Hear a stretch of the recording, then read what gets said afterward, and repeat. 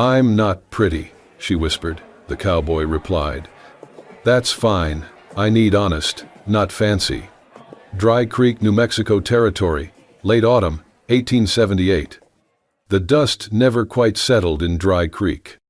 It clung to the boots of men, to the windows of shops, to the air itself, red and restless, like the hearts of those who came here chasing something lost or never found. The sun hung low, bleeding gold across a silent street, where every porch creaked with the weight of waiting. At the edge of town, the old overland stagecoach groaned to a halt, wheels crusted in clay. Its door opened slow, deliberate, as if time itself hesitated to step out. A slender boot touched the ground first, then the hem of a gray traveling dress. The woman who emerged was wrapped in modest fabric, her posture straight but uncertain. A lace veil covered her face from forehead to chin, anchored by the brim of a plain straw bonnet. She clutched a small carpetbag tightly in both hands, knuckles pale, fingers trembling. Tyler Carter stood a few yards away, waiting. He had worn his best shirt for the occasion, not new but clean. His hat was pressed down low, shadowing blue eyes that had seen more land than laughter in 35 years. In his hands, rough from rope and saddle, he held a simple bouquet of wild prairie daisies, awkwardly gathered, a few stems still dirt-streaked. Amanda Whitmore approached slowly. The hem of her dress stirred dust. Her boots made soft crunching sounds against gravel, the kind that felt too loud in moments like this. The stagecoach driver tipped his hat, then climbed back up, cracking the reins. The horses pulled away, leaving only silence behind. Tyler stepped forward, heart tight in his chest. "Welcome to Dry Creek, Mrs. Carter." His voice was quiet, but steady. Not a man of many words, and yet these had been rehearsed in his mind for days, muttered into mirrors, to horses, into the morning wind. Amanda stopped. She gave the faintest nod. He looked at her hands first, gripping the bag like a lifeline, then at the veil, a shadow beneath the lace. No expression to read, only the slight rise and fall of her breath. "I can carry that for you," he offered gently, motioning to her bag. She shook her head, once, firm.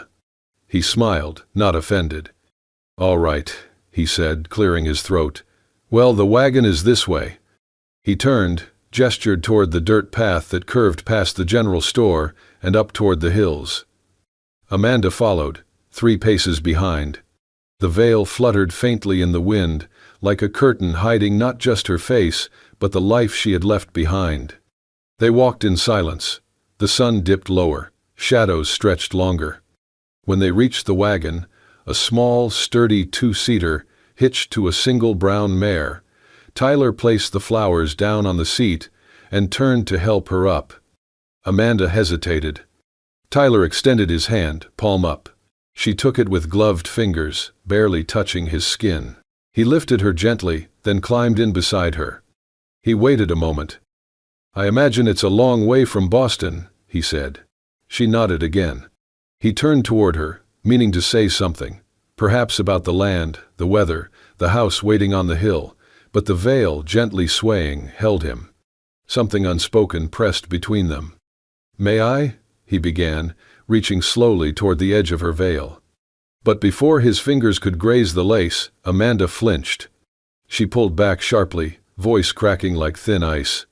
"Don't, please. I'm not pretty." Tyler froze. Then his hand fell to his lap. He studied her a moment longer, and his voice, when it came, was soft, reverent. "That's fine," he said. "I need honest, not fancy." Amanda looked at him through the veil. For a moment, neither of them moved. The horse snorted gently. A hawk called somewhere in the distant cliffs. Then, Tyler picked up the reins.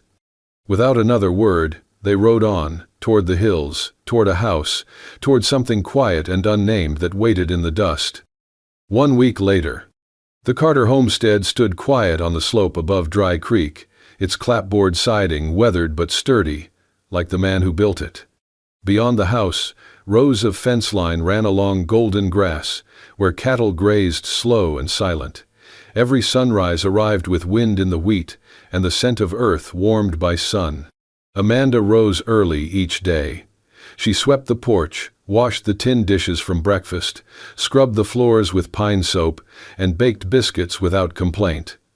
Her movements were precise, purposeful.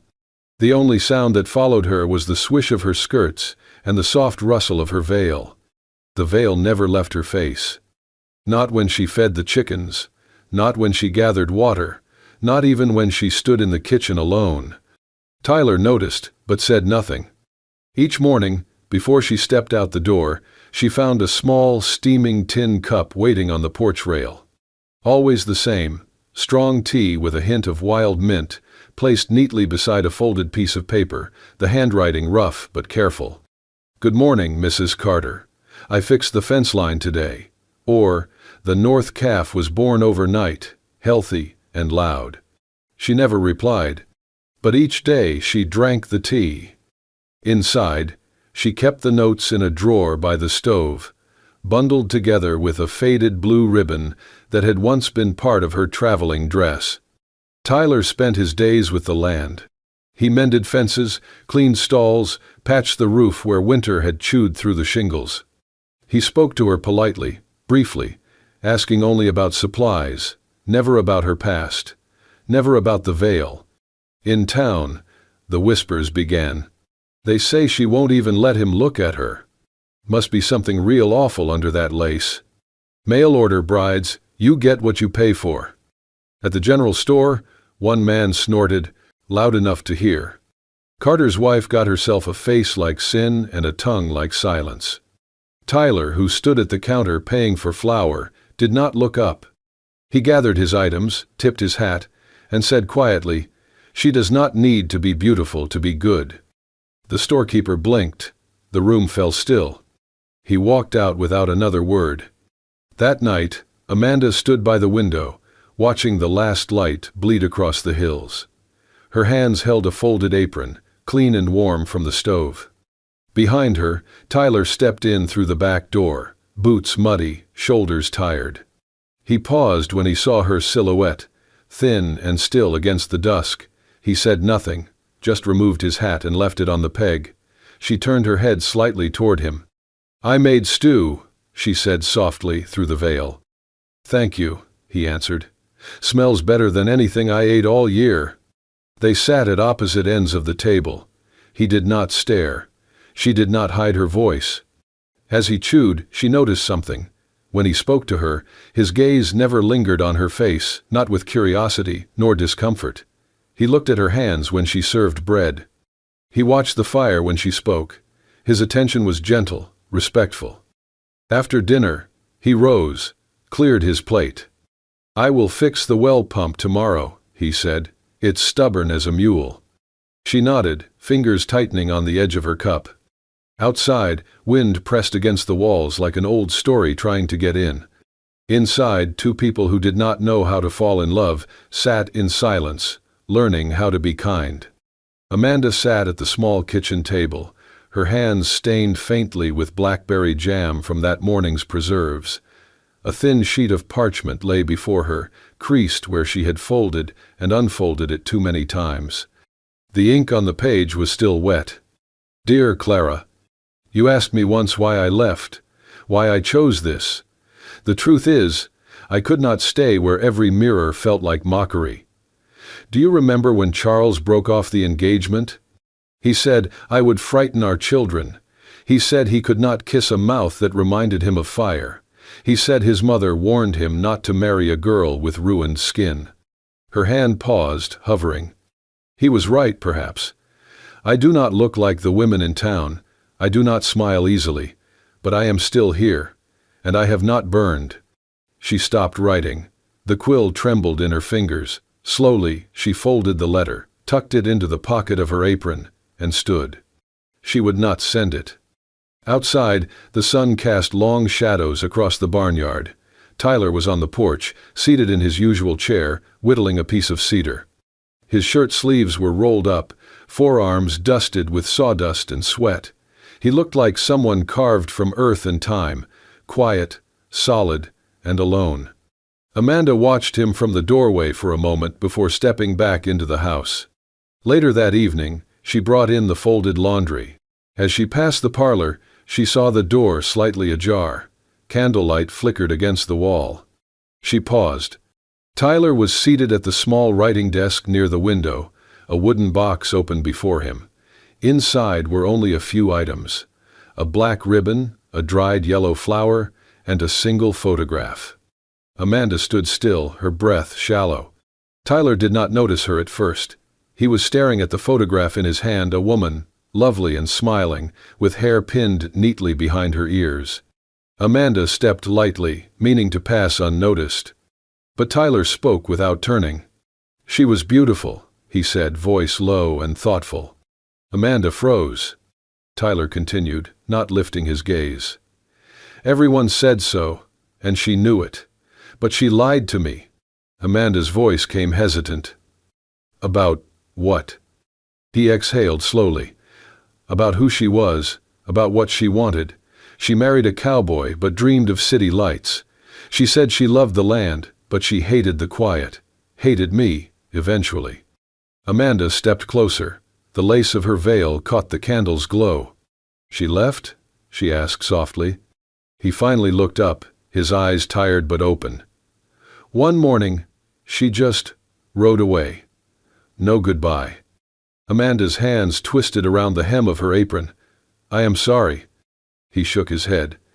"It was years ago, but it taught me something." She waited. He looked at her, not at the veil, but through it. "I do not need perfect," he said. "I do not even need kind all the time. I just need true.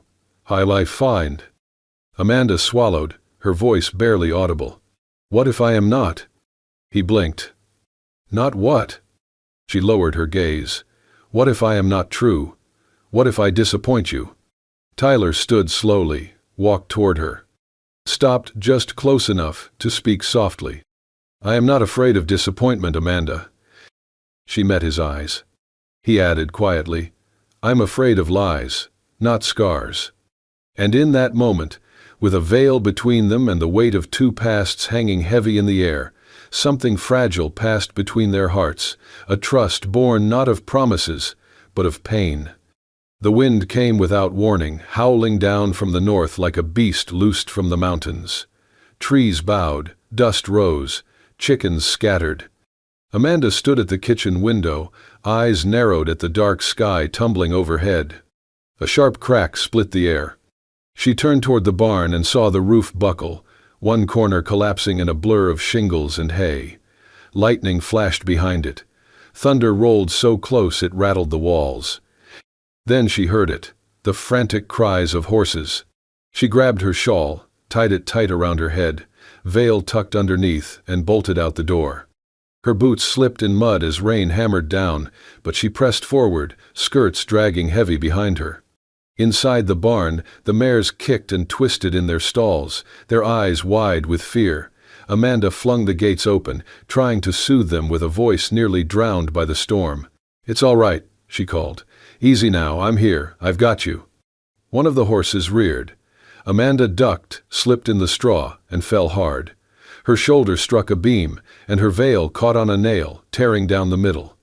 She gasped, not from the fall, but from the cold air suddenly touching her skin, her cheek, her neck, the long, pale scar that curved like a river of ash.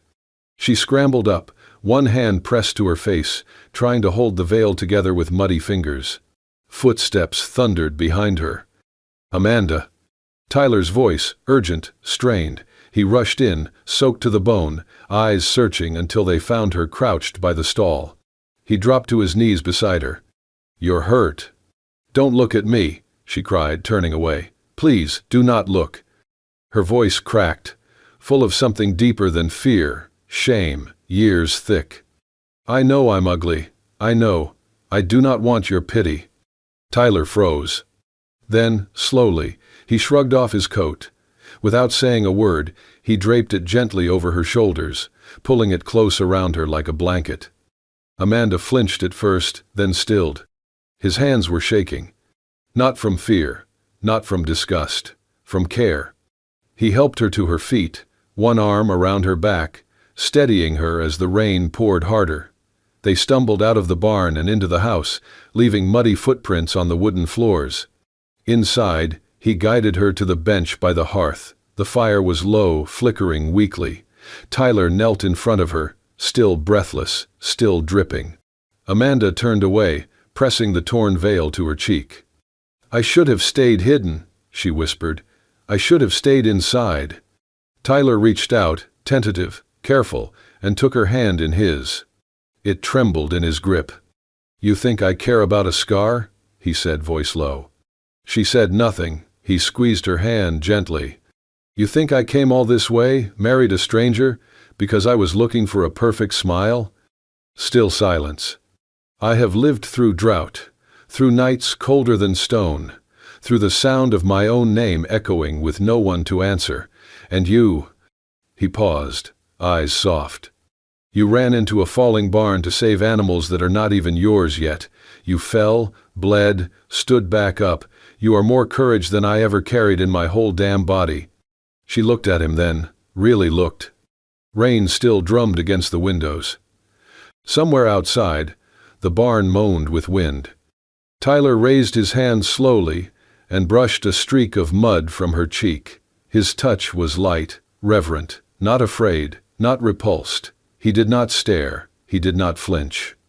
"I love how you fight," he said. "I love how you care. I love the truth in you." Amanda blinked hard. No one had ever said love to her and meant it to mean this. She looked down, hands clutching his coat around her. He rose without another word, tossed another log onto the fire, and sat beside her, close, but not pressing. She stayed still. The veil, torn and sodden, lay forgotten on the floor. And though she would wear another in the days to come, something inside her had shifted, something quiet and small, but warm. For the first time she believed maybe love could begin even where beauty never had. The sun had barely risen when the first whispers began. By midday, they spread like wildfire through the post office, the general store, the saloon. "Carter's wife, she wears that veil for a reason. Some say her face is half melted, burned bad in a fire. He married her sight unseen. Poor man didn't know better. She's not a woman, she's a warning." Someone, no one knew who, called her the monster bride. Amanda heard it behind her back first. Then one morning, she caught it full in the face. She had gone to the mercantile alone. Tyler was mending a fence. She needed flour. Her veil fluttered in the breeze as she walked past the porch where two women and an old man played checkers. One of them, Mrs. Pike, sour-mouthed widow with too much time, leaned in as Amanda passed and muttered loud enough for the board to hear. "Well, I suppose if I looked like that, I'd wear a curtain too." Laughter, low and mean. Amanda froze mid-step, then walked on, spine stiff, hands clenched at her sides. She paid for her things, in silence. By the time she returned to the homestead, her hands shook too much to cook dinner. That night, Tyler returned to a quiet house. The hearth was cold, the table unset. He found only a folded piece of paper, resting where her cup of tea should have been. "I wanted to be enough. I guess I never will." His chest tightened. He dropped the note, grabbed his coat, and rode out before the sun fully vanished. He searched the town first. Nothing. The hills, empty. Then he remembered. Amanda's mother lived 2 ridges over, past the old orchard. A widow, half-blind, poor as stone. Amanda had mentioned her only once, voice soft, almost guilty. Tyler rode through the night. The shack was crooked and leaning, smoke curling weakly from the chimney. He knocked once, then pushed the door open.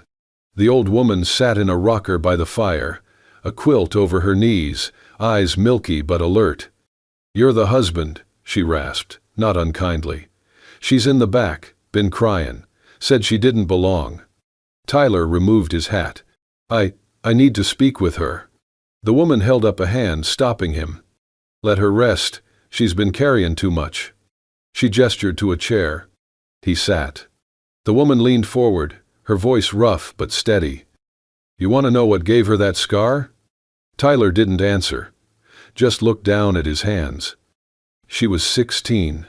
There was a fire at the church house. A boy got stuck inside. No one would go in, not even the preacher. But she ran in after him, dragged him out. His mama still sends us letters, calls Amanda an angel. Tyler looked up, jaw tight. The woman smiled faintly. But you know how folks are. They forget who saved who. Only remember what's ugly. He swallowed hard. The image of Amanda, muddy, soaked, trembling in his coat, rose in his mind. She is not ugly, he said softly. No, her mother replied. She's the strongest person I know. But strong women break too, when love gets quiet. Tyler nodded. Then he reached out, gently, as if afraid to offend, and took the woman's frail hand in his own. Did you know, he whispered, that your daughter is the bravest soul in all of Dry Creek? The woman's lips trembled. Tyler stood, steady now. I will bring her home, he said, not because she needs saving, but because I cannot breathe right without her. In the next room, Amanda lay awake, tears soaking the pillow. She heard every word, and something inside her, heavy and hopeless for days, shifted, just a little, toward light. Tyler rode back under a sky the color of old tin, clouds drifting slow across the ridges. The wind had calmed since the night before, but the ache in his chest hadn't. When he reached the homestead, everything felt too quiet. Amanda's shawl still hung on its peg. Her teacup was still on the porch rail, rim stained with a hint of wild mint. Inside, the air was stale with silence. He lit the stove more out of habit than hunger, then walked to the small cedar chest beneath their bed. It was where she had placed her wedding dress, folded neatly, untouched since the day she arrived. He opened the lid. The fabric was soft, simple cotton with a high collar and hand-stitched trim. It had torn at the shoulder seam during the storm, the night she fell in the mud, the veil ripped, her shame laid bare. Tyler lifted the dress slowly, like something holy. He laid it across the kitchen table, smoothing the wrinkles with his calloused hands. Then he went to the cabinet, pulled out a sewing kit he had not used in years. The needle looked small in his fingers. The thread trembled as he tried to guide it through the eye. He cursed under his breath more than once, but never stopped. The stitches were crooked, uneven. Some puckered the fabric. But they held. Each one was deliberate, not rushed, not perfect, just honest. He worked by lamplight, hunched over the dress as if mending something far more fragile than cotton. Maybe he was. Maybe he hoped, stitch by stitch, to speak the words Amanda would not believe if he simply said them. He finished before dawn. The next morning, the townsfolk rose to find something strange on Carter's porch. The wedding dress hung from a wooden hanger on the railing, gently swaying in the morning breeze. Its hem kissed the floorboards, freshly cleaned, stitched with care. Above it, nailed to the post, was a small, hand-carved sign.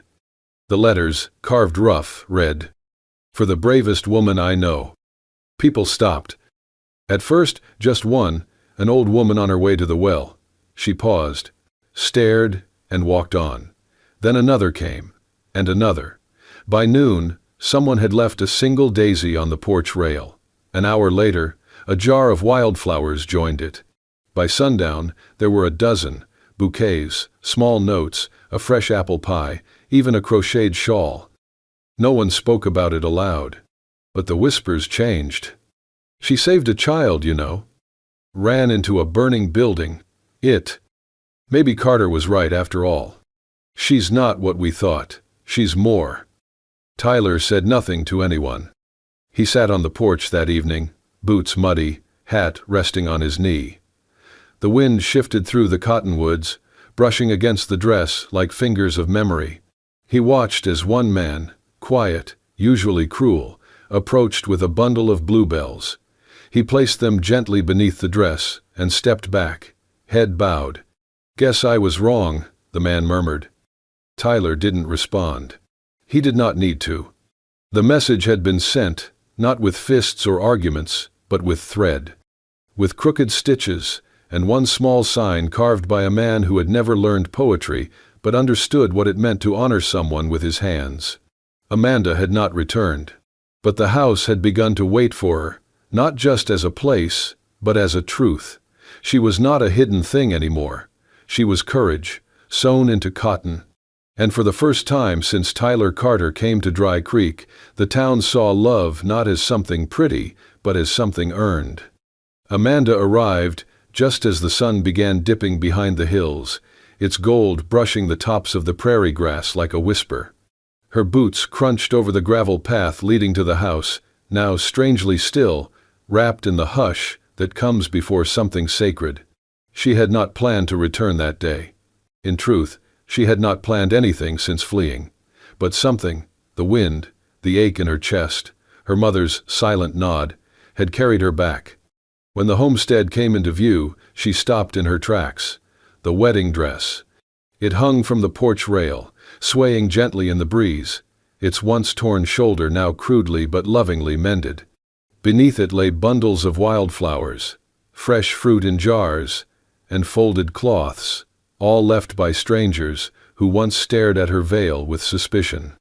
Above the dress, carved into a plank of wood, were words that reached straight into her bones. "For the bravest woman I know." Her breath caught. A hand flew to her mouth as tears welled, blurring the words into golden streaks.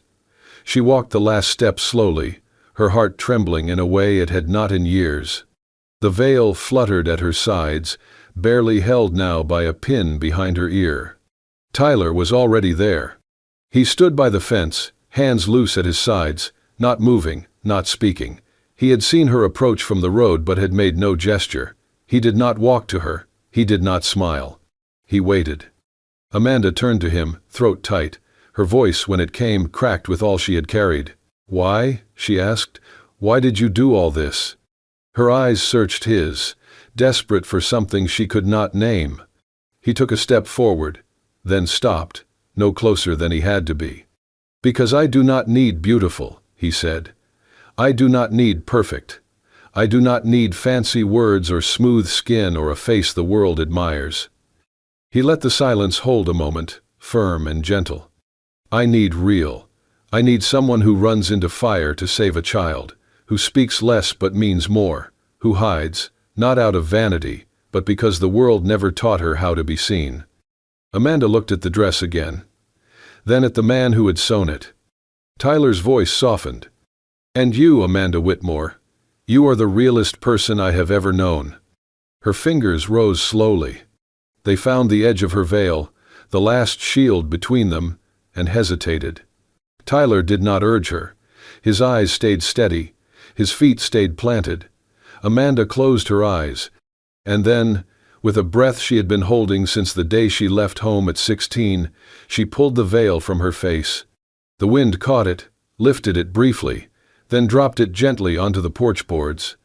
Her scar, now pale but unmistakable, curved from beneath her ear down to the edge of her jaw. Her skin bore its story openly. Tyler looked at her, only her. Not with pity, not with surprise. Just with the quiet awe of a man who had been waiting a very long time to finally see someone fully. Amanda stood barefaced in the golden light, tears sliding freely down her cheeks. And for the first time, she was not afraid to be looked at. The sky that evening was the kind of blue that artists try to paint but never quite get right.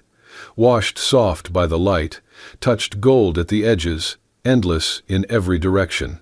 The wind carried the scent of prairie grass and wild sage, rustling gently through the tall stems of the meadow behind the house. There, among the wildflowers, stood Amanda and Tyler. No church, no altar, no guests in fine clothes. Just a small gathering of neighbors, quiet and humbled, scattered among the field, standing in a respectful circle. Most of them had never spoken to Amanda directly before. Now they came not to judge, but to witness. Amanda wore her wedding dress, the same simple cotton one, its seams repaired by Tyler's own hands. She had removed the veil completely, her face uncovered beneath the soft curls pinned behind her ears. The scar across her cheek and neck was bare, catching the fading light with honesty instead of shame. Tyler wore a clean shirt, his sleeves rolled up like always, boots scuffed but polished. He stood tall, weathered, his hands folded in front of him like a man who had found the one thing he never thought he'd deserve. There was no preacher. Only an old neighbor, Mr. Henley, with a leather Bible in one hand and a harmonica in his pocket, who had agreed to speak a few words. "I figure," he said, looking around, "love don't always need a building or a bell. Sometimes it just needs two folks brave enough to stand still in the same place." A few chuckles, a few teary smiles. Amanda and Tyler joined hands.